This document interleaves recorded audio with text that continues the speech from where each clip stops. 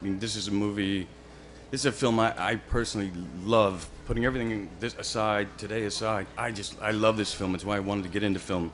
It's a real privilege to be a part of, and I thank Mr. McQueen for bringing us all together and to tell Solomon's story. Certainly there's the issue of slavery, and it is interesting that it took a Brit to ask the questions why more films haven't been made in America on our history. But ultimately, I find this incredibly moving, heroic story of a man trapped in completely inhumane circumstances, and the quest and the drive to maintain his dignity when everyone else around him is trying to crush it is incredibly moving to me. It's universal, and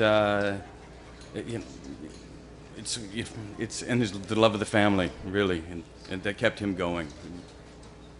First, I just want to say what a joy it was to have the opportunity to embody such an incredible woman. And yes, there was a lot of pain to Patsy, but there's also so much beauty. And the one thing that I've taken away as a lesson is just to be present. And I think it's the one thing that has gotten me through this crazy period of time. I think for me, this being my first film and working with actors and Steve, and that I had grown to really deeply respect and admire, for me, the first and hardest thing to get over was my self-doubt. It was 99% of the direction happens in the script.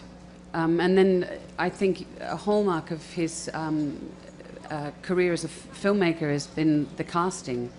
And when I heard the extraordinary cast that was being assembled, you felt like 99% of my work had already been done for me. But it's a bit of benign neglect. You know, he lets you go, and he wants to see what you're going to throw at the material. So there's a lot of invention and play, obviously, with the other actors. You know, overall on a human level, I always try to think, I asked the question, what did he really do overall? He didn't go to San Francisco at the end of that film and win the court case, but he did shake the tree.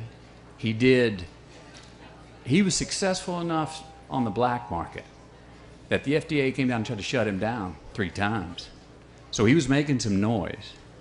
So he made enough noise where I think in the special interest group, whatever congressmen or senators had that on their desk, they moved that file of how do we treat and handle AIDS patients going forward. They moved it from the bottom of the stack near the top of the stack because of people like Ron who made that much noise.